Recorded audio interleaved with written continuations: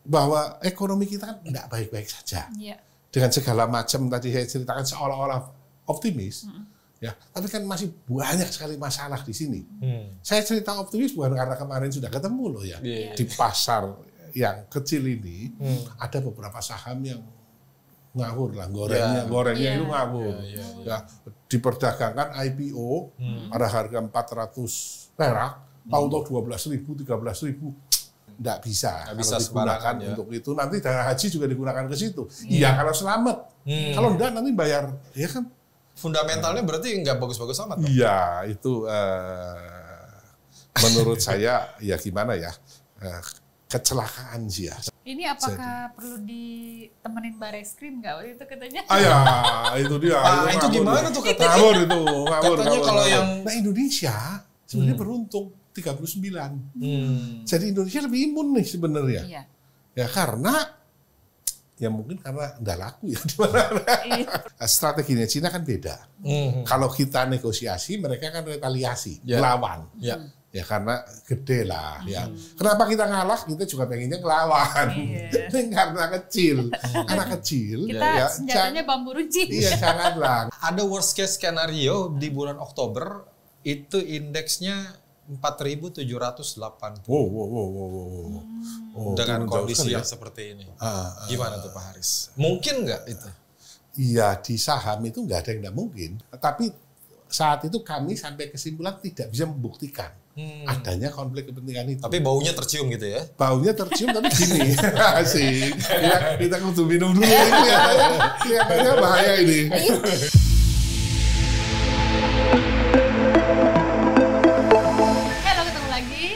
Dengan kami di Tactics, Talking Policy and Politics, dengan saya Didi. Dan Iyo. Kamu pakai baju lebaran ya? Iya nih, sisa-sisa lebaran. Kita ucapin selamat Idul Fitri dulu ya. Buat selamat Hari Raya Idul Fitri, mohon maaf lahir dan batin. Mohon maaf lahir batin. Netizen yang budiman. Semoga sudah on lagi ya, kan udah cukup panjang nih liburnya 11 hari ya. Ini kok motifnya motif sarung ya?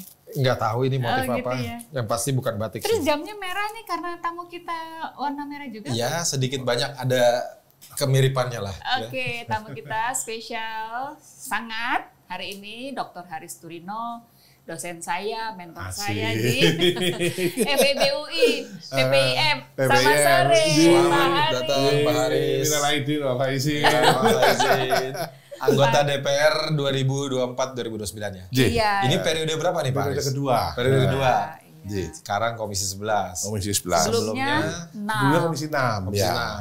BUMN. Ya. Ini Pak Haris nih, Dr. Haris ini sangat kritis ya waktu di Komisi 6. Banyak video-videonya yang tentu saja teman-teman udah pada lihat ya. Bagaimana Dr. Haris itu mengkritisi kebijakan-kebijakan Menteri BUMN pada saat itu. Dan sekarang beliau ditugaskan di Komisi 11 yang menangani masalah rupiah. Keuangan negara. Keuangan negara. Yang akhir-akhir ini sedang melemah. Ya. Gimana tuh Pak Haris? Rupiah melemah. Ya. Hari ini udah mendekati 17.000 lagi. 17.000 ya, tapi kita harus jujur mengakui kalau rupiah ya relatif jauh lebih stabil. Dibandingkan nanti kalau kita bicara soal saham, kita kan ngomong pasarnya tutup cukup lama, jadi sampai hari Senin ketika pasar kita masih tutup, itu rupiah kan diperdagangkan di pasar offshore, ya karena Jakarta masih tutup, di pasar Singapura, di Hong Kong, di New York, ya volumenya tidak terlalu besar kalau di pasar offshore, karena rupiah kan bukan mata uang yang bebas diperdagangkan di mana-mana. Dan ketika itu bahkan sudah 17.380. Itu berarti uang-uang eksportir yang diparkir di luar gitu ya? Oh enggak, transaksi saja, transaksi offshore. Ya. Nah, tetapi kita harus terima kasih BI ya. BI langsung masuk saat itu. Ya, instrumennya adalah instrumen non-delivery forward namanya, NDF. NDF. Itu mengakibatkan rupiah kembali lagi ke 16 ribuan. Ya. Dan sejak dibuka pada hari Selasa, ya BI aktif masuk di pasar, ya lewat pasar spot dan pasar NDF juga, dan itu kita bisa terjaga ya di level 16.900-an. Ya. Terhadap dolar memang melemah, ya harus diakui. Tapi terhadap mata uang negara lain non dolar, kita malah menguat loh. Gitu ya? Iya. Jadi ya ini adalah apa aja tuh Pak Aris? Mata uang apa mata aja? uang yen, mata uang Singapura dollar. Sama ya, Singapura dollar ya, kuat kita menguat ya. Secara umum ya kita menguat. Memang terhadap dolarnya melemah karena kita tahu kebijakan Trump tadinya kan sebelum Trump terpilih diduga kan akan terjadi penurunan lagi tingkat bunga di Amerika. Ya. Nah, tapi Trump kelihatannya punya kebijakan yang berbeda. Dia mempertahankan tingkat bunga tinggi, ya, higher for longer biasanya orang istilahnya, tidak jadi diturunkan, walaupun inflasinya sudah terkendali di Amerika. Akibatnya terjadi repatriasi dana, is not only dari Indonesia, dari hampir semua negara duitnya kembali ke Amerika karena memang ya kabur aja dulu kan. duit itu mudik ya, nggak punya nasionalisme, ya kan. Ada tempat yang nyaman, ya pasti akan pulang, ya. Di mana di sana tentu tingkat bunganya lebih tinggi, ya sehingga ya memang seluruh mata uang terhadap US dollar menguat walaupun inflasi di Amerika sudah terkendali. Itu kalau ceritanya tentang pasar uang. Nah, tapi kira-kira kita kan ini belum sampai, kan dengar-dengar banyak yang harus bayar hutang dolar sampai dengan bulan Juni. Yes. Perkiraan gimana Pak Haris sampai bulan Juni? Kalau kita realistis ya, rasanya nggak akan lari jauh. Nggak akan lari jauh? Nggak sampai 20.000? Oh, enggak.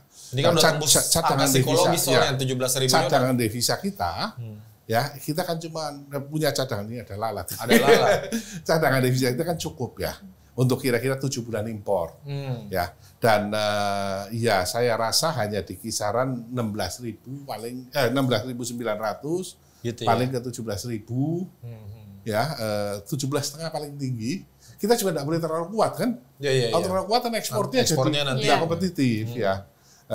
Menurut saya masih terkendali lah, walaupun kita sadar ya ada utang-utang jatuh tempo. Betul. Ya, cicilan saja itu 800 billion pokoknya. Ya, 800 triliun, sorry. Itu pokoknya aja. Pokok, ya. Kemudian bunga kira-kira 600. Ya. Berarti ada 1.400 triliun. Dari total APBN kita 3.600-an triliun.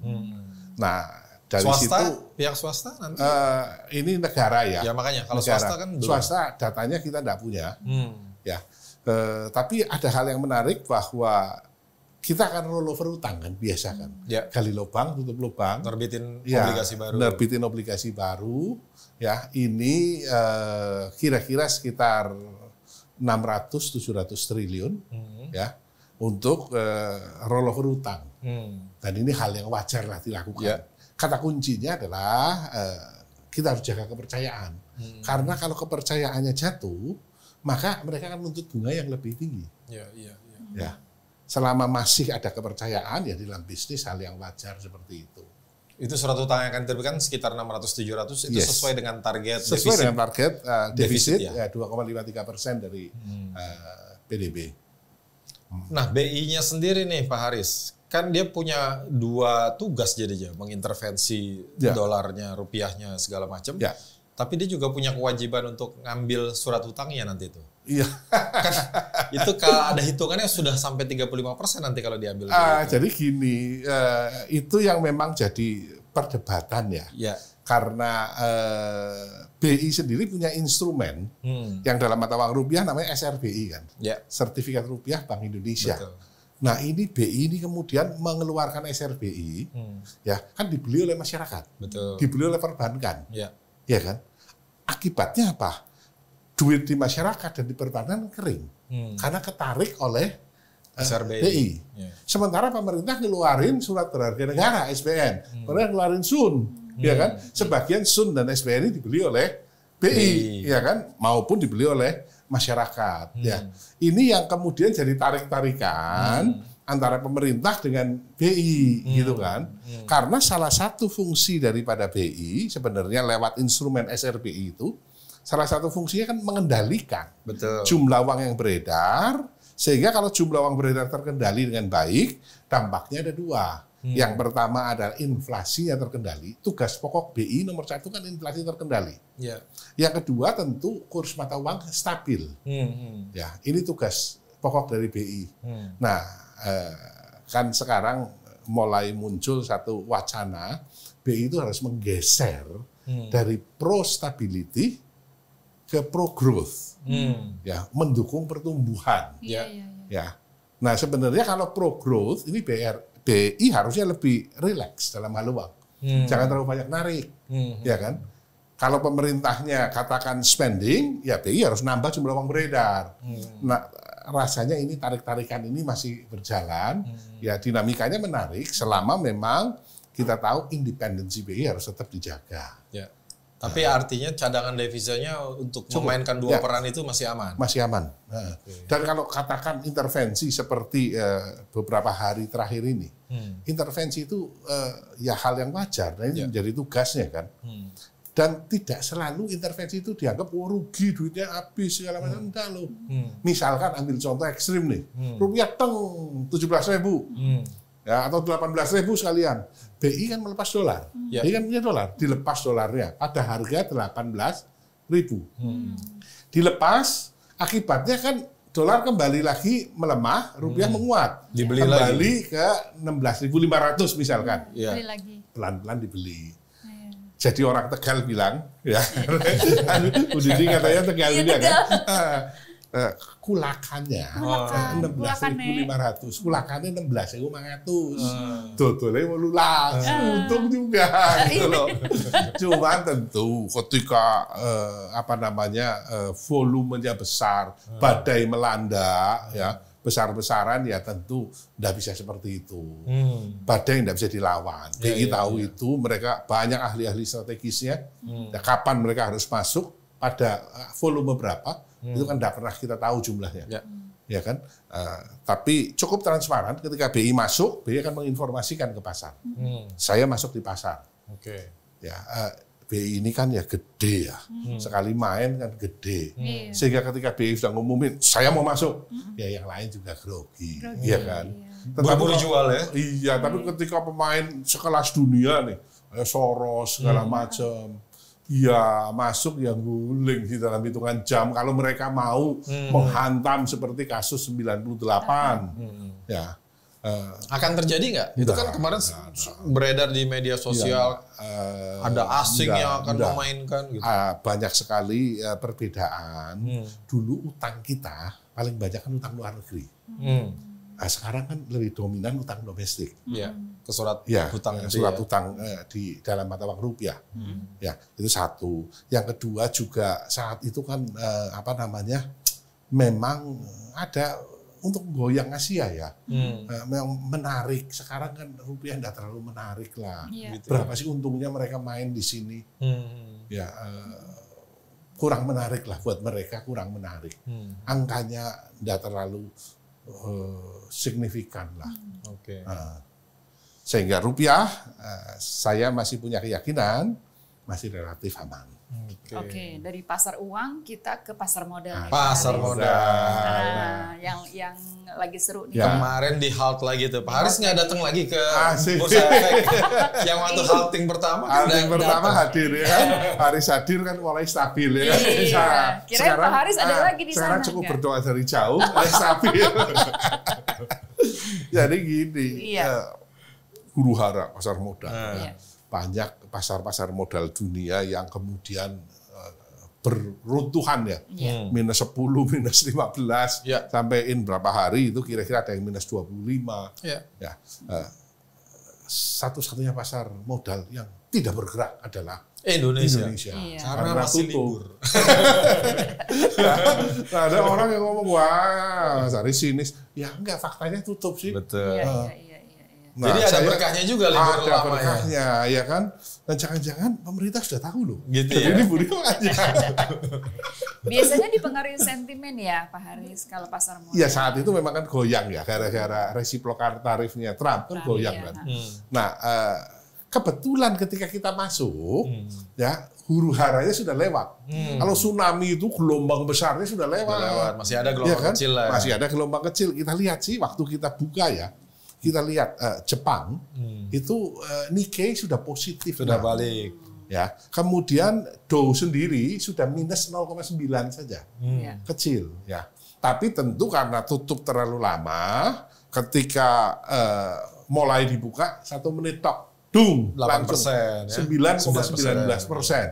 Padahal aturan terbaru dari OJK, kalau 8% nyentuh 8%, itu langsung kena automatic circuit breakers namanya. Sehingga stop 30 menit.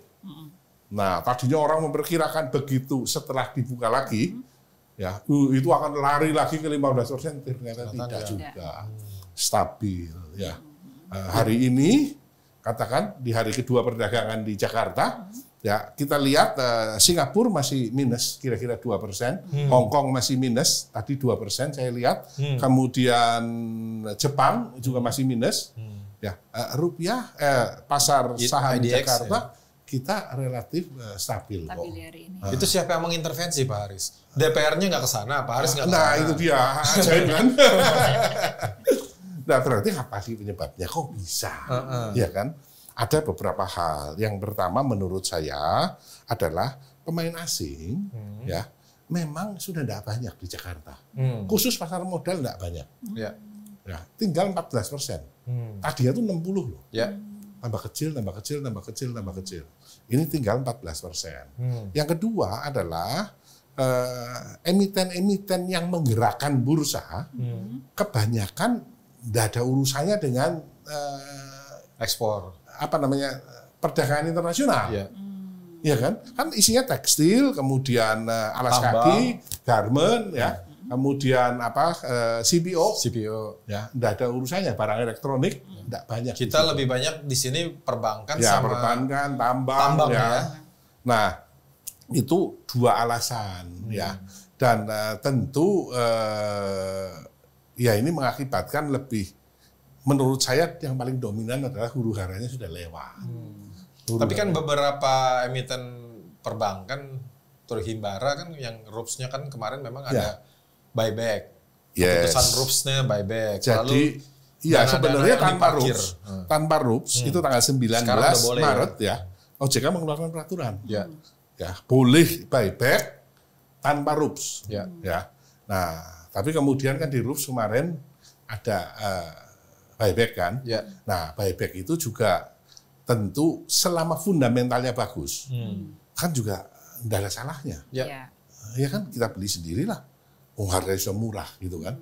Dan ada cum dividen kan akan keluar. Benar. Ya, sehingga tentu orang masih pengen ngarepin dong dapat dividen. Langsung dapat yield 6% ya. 400, 600 perak ya. Di bank-bank Himbara kan lumayan. Ya. Nah, sehingga ya tidak terlalu jatuh. Tapi tetap kudu diwaspadai. Karena data menunjukkan di pasar saham sudah keluar 30T. Dari Januari sampai sekarang sudah keluar 30 triliun. Yang asing nih? Yang asing. Ya, asing asli sudah keluar 30 triliun. Jadi kita tetap kudu hati-hatilah. Ya, karena pasar kita kan balik lagi tidak gede-gede amat. Ya, transaksi kira-kira 8 sampai 12 triliun lah di pasar saham. Ya. Kalau mau dikerjain dari gelombang luar negeri datang ya bablas memang. Tapi ya tidak ada ininya lah. Artinya berarti satu buyback itu sudah dilakukan oleh emiten-emiten itu sendiri. Yang kedua itu saya dengar uang-uang yang diparkir, misalnya dana pensiun atau BPJS lah. BPJS itu kan katanya mau naikin portfolionya untuk ke equity dari 7% sekarang menjadi ke 13%. Apa itu udah mulai jalan tuh Pak Haris? Saya tidak yakin kalau itu, karena itu harus kudu dilihat dari aturannya. Ya, akan bahaya sekali kalau dana-dana pensiun dan dana-dana asuransi ya digunakan untuk ke situ dengan melanggar aturan. Karena rasanya ada aturannya tuh. Gitu ya. Maksimal berapa persen sih? Ya, kalau melebihi dari aturan itu bahaya. Kepercayaan orang terhadap asuransi dan dana pensiun bisa hancur tuh. Ya, nggak boleh nabrak aturan. Ada kasus juga kemarin ya, apalagi ya ada kasus Jiwasraya. Iya, Jiwasraya, Asabri, segala macam. Nah, Taspen. rasanya ada aturannya yang perlu didalami lebih jauh. Nggak bisa digunakan ya. Untuk itu. Nanti dana haji juga digunakan ke situ. Iya kalau selamat. Kalau enggak nanti bayar. Ya kan ini kan nggak bisa rasanya. Ada aturannya yang kita harus lihat lebih detail. Berapa sih sekarang portofolionya di saham? Ya. Dan rasanya sahamnya juga clear. Saham-saham kelas yang mana? Ya. Tentu adalah saham-saham yang LQ45 lah ya. Big cap semua. Itu kira-kira seperti itu. Nah, kedepannya seperti apa? Nah, itu. Saya yakin kalau saham ya, memang kita harus akuilah di pasar yang kecil ini ada beberapa saham yang ngawur lah, gorengnya itu ngawur.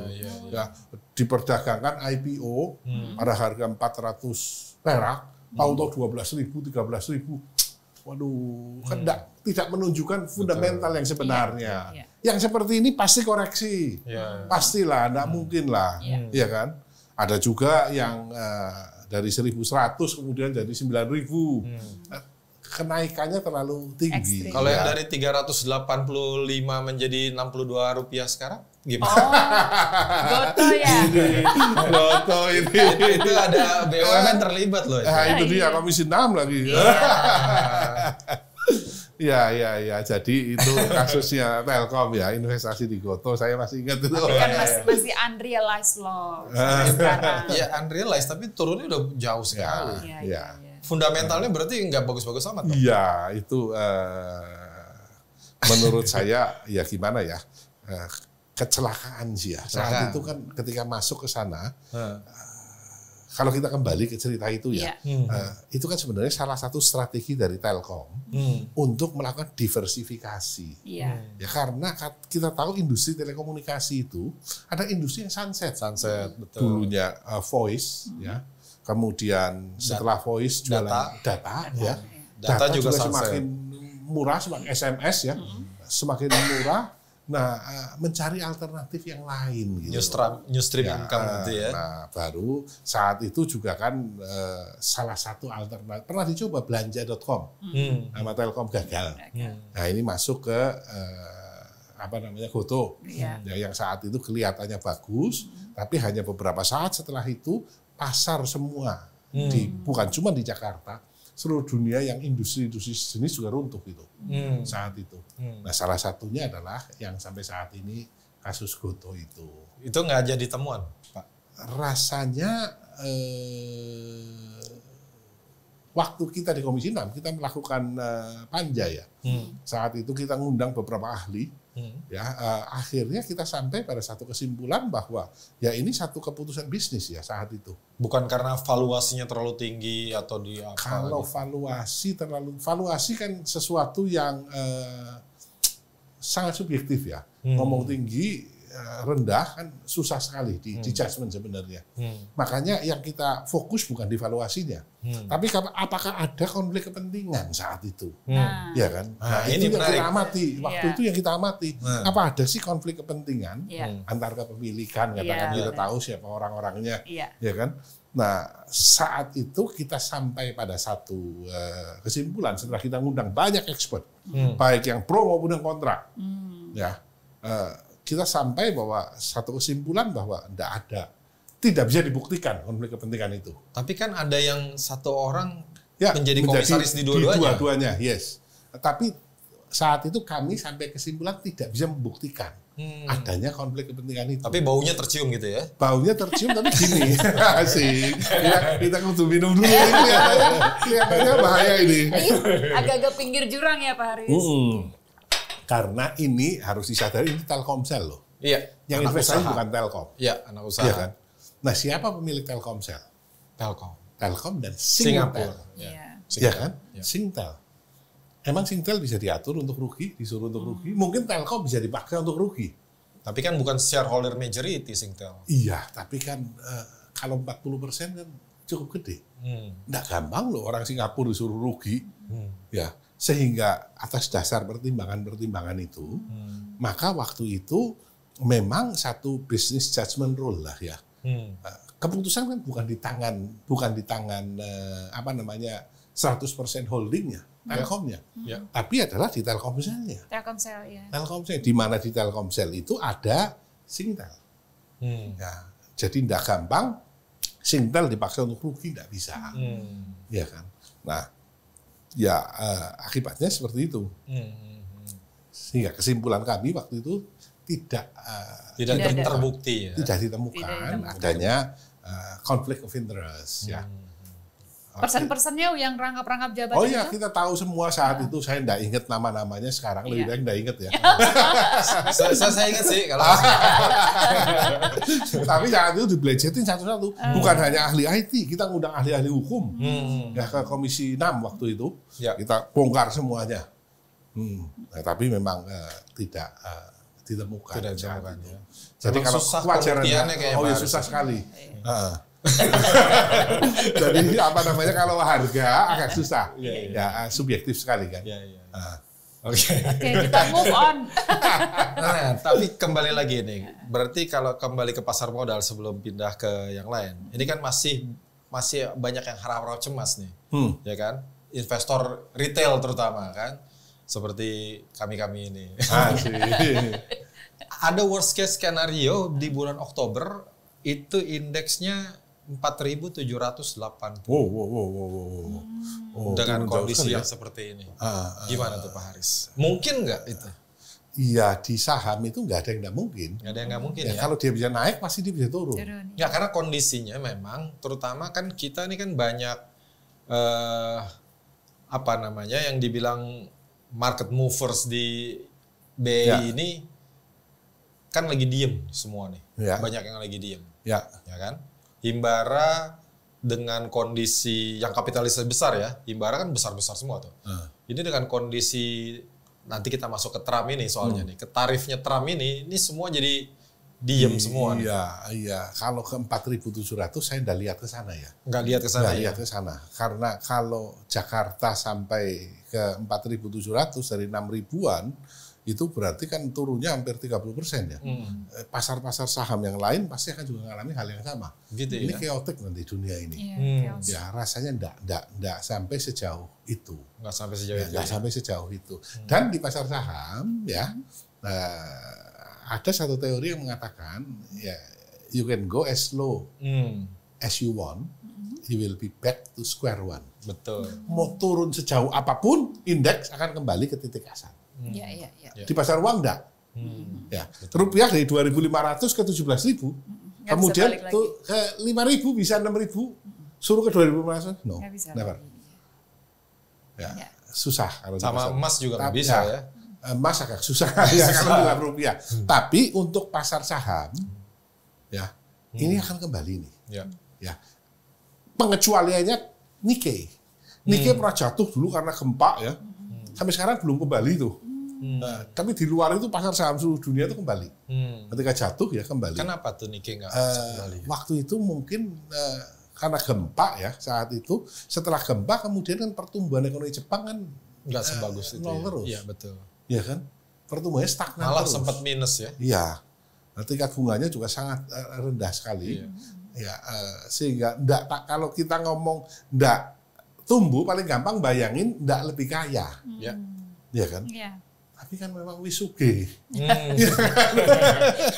Jadi seorang yang sudah kaya, Prayogo Pangestu misalkan, enggak tambah kaya ya enggak apa-apa.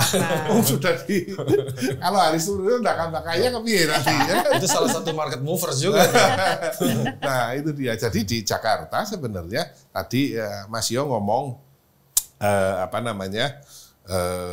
pakai dana pensiun, pakai ini. Sebenarnya 10 orang aja lah, kita tahu orang-orangnya siapa. Di luar BUMN, ya, pemain-pemainnya kan cuma itu. Selama kamu yakin sahammu, fundamentalnya benar, ya, you buy back lah, ya kan, supaya tidak menimbulkan kehilangan kepercayaan dan lain-lain, ya. Ini apakah perlu ditemenin Bareskrim nggak waktu itu katanya? Ya, itu dia. Itu gimana tuh katanya? Katanya kalau yang kabur mau dikejar-kejar Bareskrim. Saya sudah bicara dengan teman-teman di Direktorat Tipideksus. Karena tadi pagi rame lagi itu. Saya bicara dengan teman-teman di Direktorat Tipideksus. Mau dijemput investornya. Saya ngomong ini, kalian ngawur. Saya berani ngomong karena saya dosen ketika. Izin Pak, nggak ada itu Pak, seperti itu. Ngawur itu beritanya. Ya, gitu. Ngawur jadi beritanya. Ya. Jadi siapa yang bikin berita itu? Ya mungkin ada asing orang. Asing itu berarti ya? Mungkin ada orang keperucut atau gimana. Yang mungkin kalau yang goreng-goreng itu ya seharusnya kan tidak dilakukan seperti itu ya. Secara kasar itu boleh lah. Ya. Tapi yang mau keluar enggak ada, itu berita itu clear, itu berita hoax ya, clear. Soalnya media-media mainstream tuh. Iya, hoax ya. Satu terus yang lain ngikutin ya kan, enggak ada. Saya sudah bicara teman-teman, Mas, enggak ada arahan seperti itu dari Direktorat Tipideksus maupun dari Bareskrim. Ya, karena bukan gaweannya lah, musuh mau dijemput. Iya, masa gimana? Taruhannya masuk penjara apa rugi kan ya? Nah, tapi himbauan kepada para pemain-pemain ya.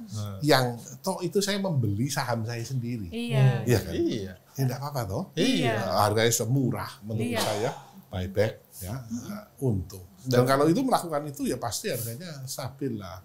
Dan udah langsung dapat yield bagus ya, banyak yang bagi-bagi dividen tuh. Ya. Oke, sekarang ke yang lagi hangat di seluruh dunia. Itu? Tarif Liberation Day ya? Oh, Liberation Day ya. Liberation Day. Ini gimana, Mbak Didi? Gimana ya? Reciprocal tarif ini kan sangat mengejutkan negara-negara yang terkena policy ini ya Pak Haris. Kita juga kena tuh.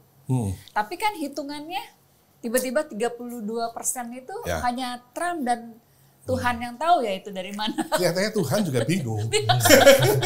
Hitungannya tuh Tuhan gimana? bingung, maksudnya gini, dulu gue ngajarinnya nggak gitu kali. Iya, Bu Sri Mulyani kemarin di acaranya Mandiri sampai ngomong kan, ya gitu. Semua ekonom di dunia juga nggak paham.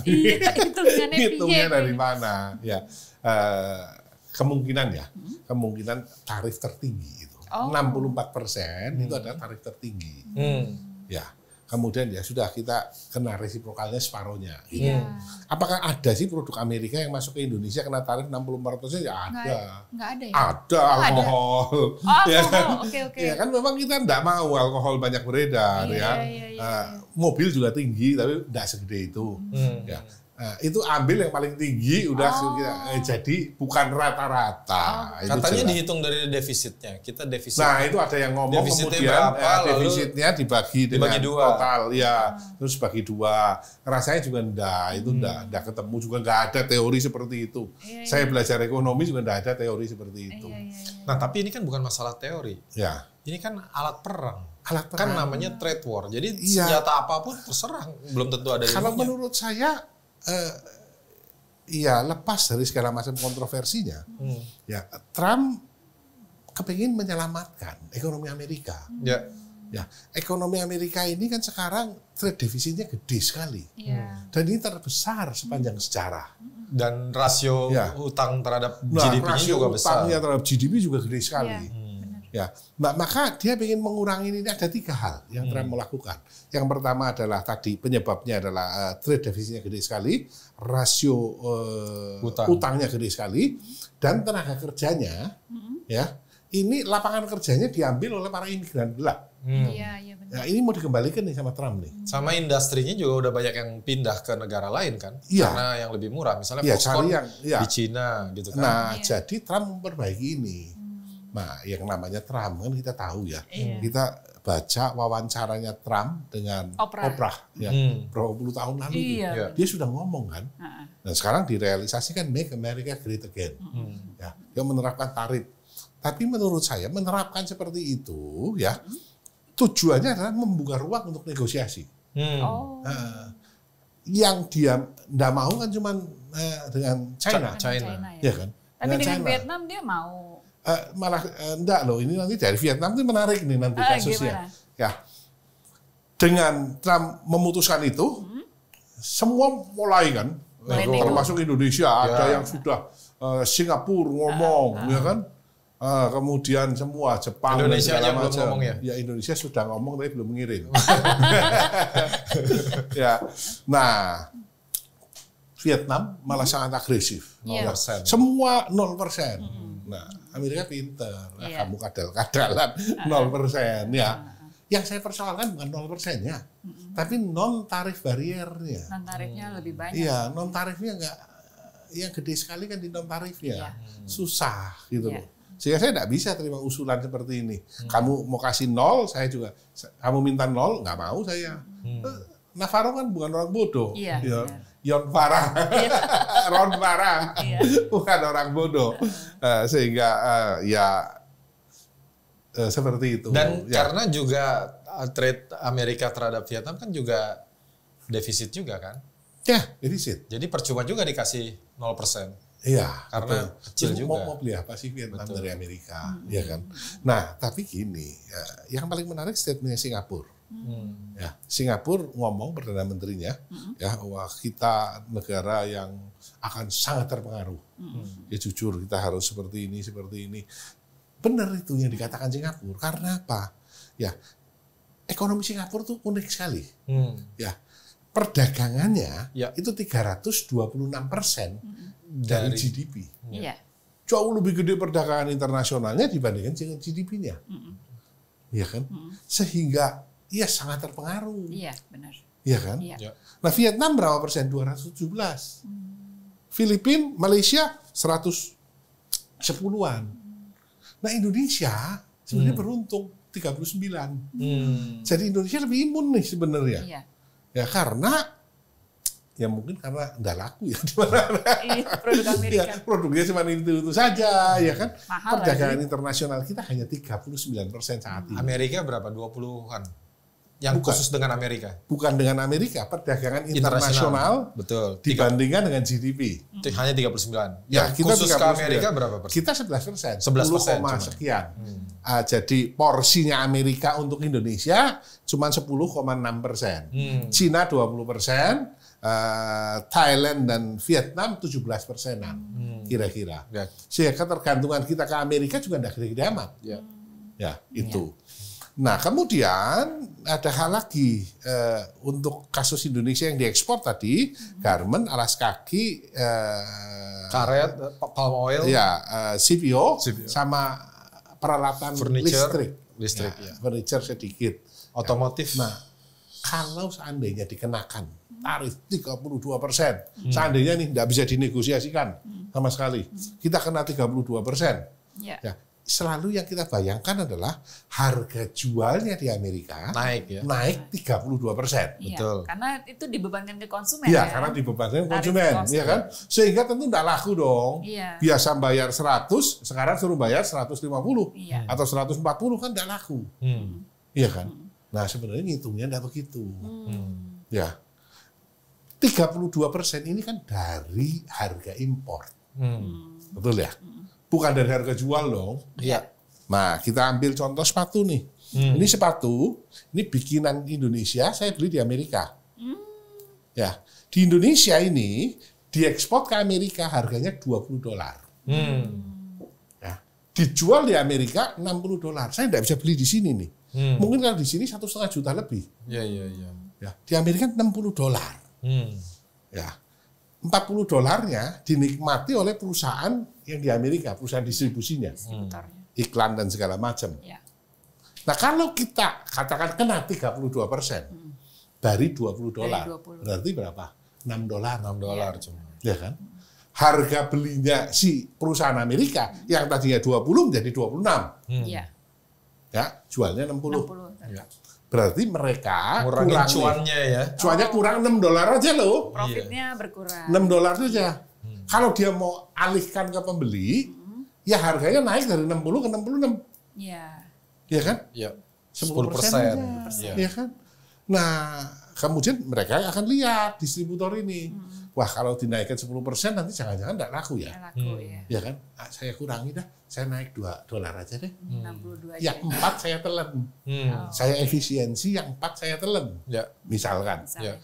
Jadi kan naiknya cuma 2. Iya. Ya. Benar ya? Benar. 2 dari $60. Ya kan kecil sekali. Ya. Apalagi kalau kemudian rupiah tadi melemah ke 17.500. Lebih murah lagi. Ya. Yang harganya 20 ini jadi turun 18,5. Iya kan? Ya. Jadi sebenarnya kita nggak perlu khawatir ya, Pak. Nggak perlu terlalu khawatir. Ya. Ya kan? Nah, terus harganya sama 60. Karena distributor yang menikmati 40 itu tetap ingin jualan kok. Ya. Dan masyarakat tetap butuh barang. Masyarakat tetap butuh. Emang Amerika suruh bikin sepatu begini bisa? Lebih mahal. Iya, lebih mahal sekali. Iya. Ya ini kan kerjaan orang kok. Nah, itu sepatu baju ya sama. Ya, celakanya loh, kita jalan ke Amerika, baju bikinan Indonesia di Amerika jauh lebih murah tinimbang beli di Jakarta. Karena import kita. Ya, itu dia. Enggak benar itu dia. Itu agak aneh memang. Ya, demikian pula CPO. CPO yang kena kan CPO-nya. Ya. Produk turunannya, parfum, kosmetik, segala minyak goreng. Kan nilai tambahnya udah jauh lebih tinggi. Ya. Sehingga dampaknya tidak terlalu menakutkan. Ya. Seandainya negonya gagal. Tapi tentu kita jangan sampai gagal dong. Ya. Ya, kita harus berusaha lebih murah, maksimal. lebih bagus. Ya, kita berusaha maksimal supaya apa? Kita dapat serendah-rendahnya. Ini peluang.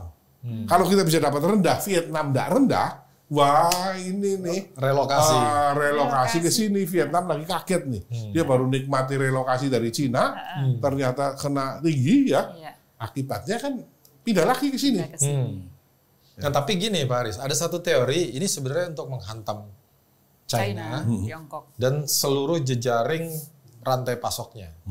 Jadi Cina kan kemarin kena tarif duluan, terus ada beberapa yang relokasi ke Vietnam. Sekarang Vietnam kena juga.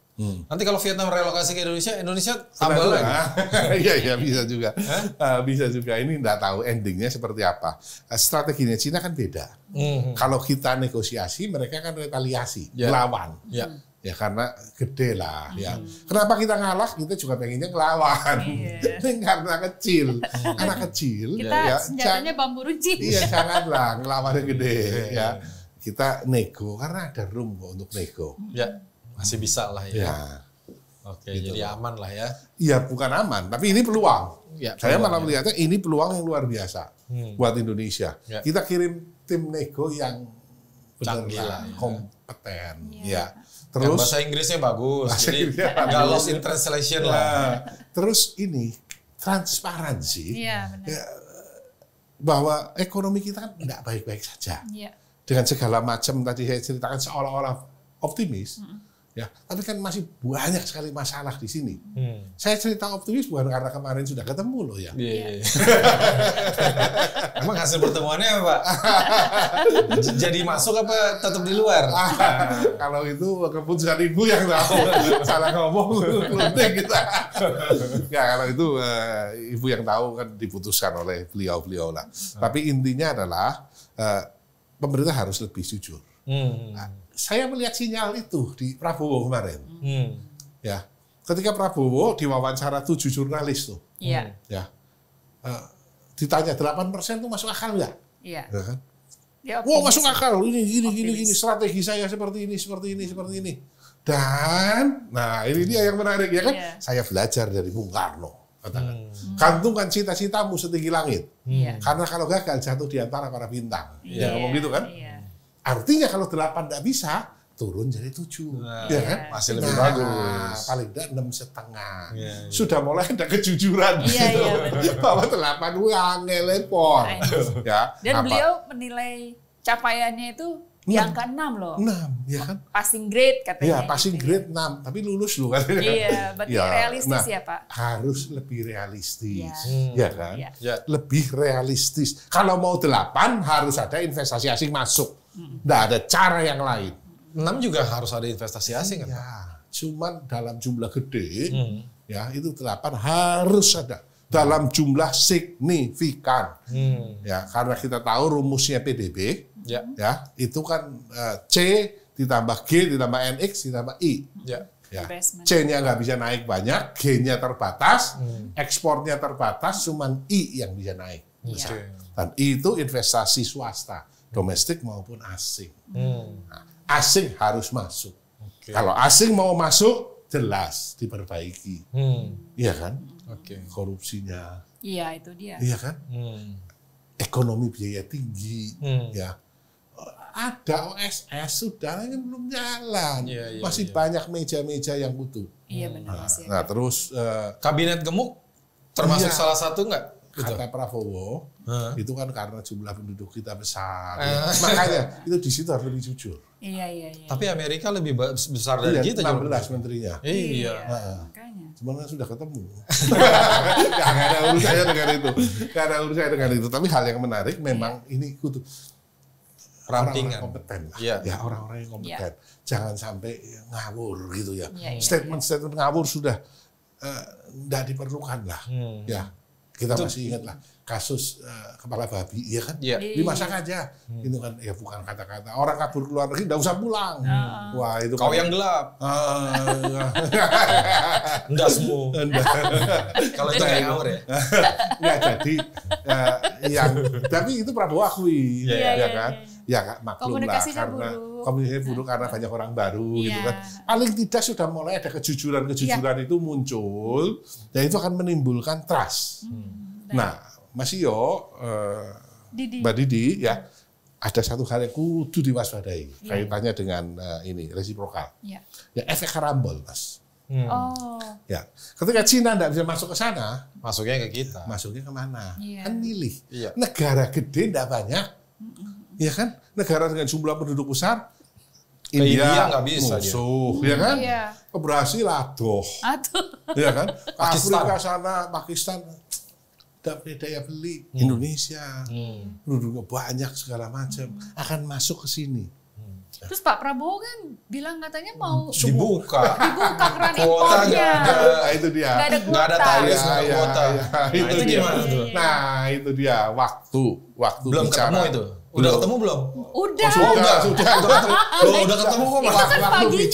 Waktu bicara dengan 7 jurnalis itu bagus sekali. Ya, saya gini, jadi menurut saya ya harusnya 8 jurnalis ya Pak. 8 satunya saya harusnya. Biasanya kan angka 8 kan keramat. Iya, biasanya 8 ya. Mungkin 8 yang hitung dirinya sendiri. Dia nomor 8. Nah, dia ngomong bagus sekali sebenarnya. Ya, bahwa ditata. Masuk ke Indonesia itu apa sih? Impor kan? Satu ilegal. Yang ilegal itu stop. Itu putu beneran. Kalau ndak industri domestik mati gara-gara karambol. Bukan Trump, tapi karambol loh pada masuk ke sini. Vietnam pada masuk ke sini. Daripada nggak laku, dumping aja harganya. Nah ini kudu nih. Masuk legal nggak bisa, ilegal. Nah ini kudu dijagain benar-benar. Yang kedua adalah yang legal. Ya, yang legal ini ya kudu dikenakan tarif. Iya dong. Enak amat. Iya dong. Ya, mereka masuk ke sini seenaknya. Katakan kita mau baik sama Amerika supaya dapat kompensasi, nanti dengan cara yang berbeda. Ya, tapi yang ini ditata benar. Jangan wah seenaknya masuk. Ya, ini enggak boleh ini. Bahwa kuota segala macam bayangan saya, kalau saya berpikir positif ya. Yang dimaksud kuota dihilangin segala macam impor bebas adalah barang-barang yang selama ini impornya terbatas dan menguasai hajat hidup orang banyak. Bawang putih, gula, beras. Ini kan dinikmati segelintir. Lu lagi, ya kan? Itu dibuka lah ya. Nah, yang ini dibuka. Ya, jadi nggak ada kuota gitu ya? Iya. Volumenya harus ada dong. Kalau udah kasihan petani nanti. Makanya. Nah, volumenya harus ada, tetapi semua boleh impor. Ya kan? Nah ini. Nah kemudian kalau mau memberikan kepada Amerika apa sih? Ya banyak sebenarnya. Ya, minyak misalkan, ya kan? Telur minyak, katanya tadi. Kita jual ke sana kan. Kalau itu kan mereka yang lagi bermasalah. Pak Zulhas bilang mau nego dengan telur. Ya. Nah, minyak kita beli dari Amerika, batu bara, kedelai, ya kan? Ya. Burung hantu. Kita kan makan tempe. Iya. Apalagi orang Tegal, tempe tahu, ya kan? Tahu bletok-tok. Antrinya panjang ya gitu. Kan? Nah, jadi gandum. Nah, kita jangan beli dari Kanada, jangan beli dari Brasil, lah, beli dari Amerika katakan. Selama harganya masuk akal, ya kita masih bisa kok. There is a lot of room to negotiate. Sehingga ya harapannya buat saya kita tetap waspada, kita kudu transparan, kesempatan memperbaiki diri, sekaligus ambil peluang di sini. Tapi sebenarnya juga gini Pak Haris, ini yang saya nggak tahu itu termasuk dihitung dalam trade kita dengan Amerika apa enggak? Berapa banyak waralaba Amerika di sini? Berapa gerai KFC, berapa gerai McDonald, berapa gerai hotel-hotel chain hotel Amerika, Hilton, Marriott, terus belum lagi film. Ya, itu dicatat di neraca jasa. Jadi di neraca perdagangan barang kan kita tahu, ya tadi barang, ya kan beli pesawat dan segala macam. Nah di neraca jasa itu yang dicatat apa sih? Nomor satu adalah kalau mereka invest di sini, apapun jenisnya mau gerai mau apa, kan kita membayar dividen ke luar negeri, license lah atau apa? License, dividen, segala macam, expertise. Nah itu dicatatnya di neraca jasa. Nah, kita utang dari Amerika, misalkan. Kita juga bayar bunga atas utang. Itu dicatatnya di neraca jasa. Nah, neraca jasanya gimana? Neraca jasanya kita negatif dong, pasti. Neraca jasa kita selalu negatif. Makanya, artinya kan sebenarnya dia surplus kan Amerika. Di neraca jasa. Iya. Kan yang dipersoalkan neraca barang. Nilainya berapa? Saya enggak dapat gambarannya, angkanya. Senilai 17 billion dolar enggak nyampe. Enggak dapat angkanya, saya enggak berani ngomong. Tapi kira-kira mungkin lebih gede, lebih besar kan? Mungkin, makanya. Ya. Nah, tapi itu neraca jasa kan. Jadi neraca jasa Indonesia dari tahun ke tahun itu selalu negatif. Karena gini, saya ingat benar dari zaman kuliah itu selalu dibilang ekspor Amerika terbesar ke seluruh dunia itu bukan yang sektorial, justru pop culture-nya Amerika. Iya, modal juga. Iya. Dia invest di mana-mana. Betul. Ya. Jadi kalau kita utang ke luar negeri, ya cicilannya itu kan masuk ke neraca jasa. Betul. Ya. Sorry, bukan cicilannya, bunganya. Bunganya itu masuknya ke neraca jasa. Cicilannya masuknya ke neraca modal. Ya kan. Gitu. Sekarang kalau satu film launching di 21 aja itu bayar royalti segala macam itu neraca jasa. Hampir semua studio. Yes. Ya kan? Belum merchandising-nya. Ya. Nah itu saya yakin itu nilainya bisa 3-4 kali dari neraca real. Gitu. Yes. Jadi neraca jasa Indonesia memang selalu negatif. Ya itu dari jasa atas uang. Ya jasa atas modal itu. Orang invest di sini itu jasa atas modal. Jasa atas uang. Orang ngutangi Indonesia. Ya. Kemudian jasa logistik. Ya. Logistik kita semakin banyak ekspornya kan bukan pakai kapal berbendera Indonesia. Tapi benderanya adalah bendera ini kan, Panama. Bendera orang luar. Sehingga kita bayar biaya logistik kan. Kemudian jasa atas asuransi. Kita lebih banyak membayar premi reas ke luar negeri daripada kita dapat klaim dari luar negeri. Makanya ketika saya di Komisi 6, saya mati-matian memperjuangkan supaya Indonesia Re, satu-satunya BUMN di reasuransi Indonesia, itu harus diperkuat. Supaya apa? Perusahaan asuransi cukup mereasuransikannya kepada perusahaan reasuransi di Indonesia. Berarti tidak perlu keluar. Sampai batas tertentu, selama modalnya cukup, dia kan bisa nanggung. Ya kan? Tapi sampai saya selesai di Komisi 6 geser ke 11, belum berhasil. Padahal itu, kalau pemerintah gelontorin, let's say 5 triliun, misalkan, duitnya udah hilang. Kalau gelontorin 5 triliun bikin jalan tol, kan duitnya keluar, jadi Iya. tol. Kalau ini kan nggak rubah dari kantong sini, iya, taruh di kantong sini, kantong kanan aja. Cuma dicatat aja, oh ya ekuitasmu gede, oh boleh nanggung. Mungkin setelah ada Dana Antara. Iya, lewat Dana Antara nanti bisa kan? Hopefully. Tapi ini perlu dipikirin karena ini satu-satunya komponen di neraca jasa yang kita bisa otak-atik. Ada potensi supaya, ada potensi supaya defisitnya berkurang. Kapal nggak mungkin lah. Kapal Indonesia. Terus Indonesia lebih banyak ekspor, lebih banyak investasi di luar negeri juga nggak mungkin. Indonesia lebih banyak ngutangi ke luar negeri juga nggak mungkin. Itu cuma ini. Benar. Buka gerai di luar negeri nggak mungkin. Film kita mendominasi di Amerika nggak mungkin juga. Belum. Belum. Oke, udah hampir 1 jam nih Pak Haris. Terakhir Pak Haris. Ya. Ini bener urusan terakhir nih. Iya, urusan Komisi 11 juga nih. Itu apa itu? Komisi 11. Soal efisiensi. Oke. Sudah dari pemerintah sudah ada penjelasan atau detail apa nih yang mau diefisienkan? Karena kan ini kan juga udah diefisienkan, defisit kita udah 104 triliun. Iya, jadi gini, mengefisienkan adalah kewajiban. Iya, betul. Ya, bukan hanya di pemerintah, di perusahaan kan juga ahlinya ini, ya kan? Ini perutnya di undang-undang keuangan juga ada itu kan. Ya kan? Nah, tapi waktu ini lemak-lemaknya disesetin, jangan sampai kena daging loh. Iya. Ya kan? Nanti sakit toh. Ya. Lemak juga perlu. Nah, lemak perlu dibuang. Ya tapi kan? ada yang perlu ditahan juga. Kalau enggak ya, vitamin A, D, E, K nggak bisa terserap. Jadi efisiensi adalah hal yang wajib dilakukan oleh pemerintah. Ya. Dan kemarin efisiensinya 306 triliun. Ya. Banyak yang jerit, termasuk industri paling kenal lah, perhotelan. Ya, kemudian konstruksi. Karena Prabowo beda dengan pemerintahan sebelumnya. Karena untuk infrastruktur, Prabowo kan akan diserahkan ke swasta. Dengan pertimbangan akan lebih efisien dan seterusnya, sehingga tidak perlu mendanai. Sehingga PUPR kan budgetnya turun banyak sekali. Ya. Nah, itu haknya pemerintah.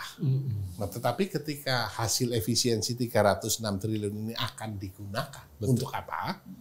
Nah, pemerintah harus bicara dengan DPR. Nah, itu yang belum kan? Belum. Kapan itu? Kita belum tahu. Katanya untuk Dana Antara. Iya, tapi kan kalau pun untuk Dana Antara harus bicara. Ya, PIN ini ditakuti ya karena kita pemegang 100% saham untuk urusan anggaran. Budgeting. Ya. Sedangkan untuk urusan pembuatan undang-undang sahamnya DPR 50%. Betul. 50% pemerintah. Ya.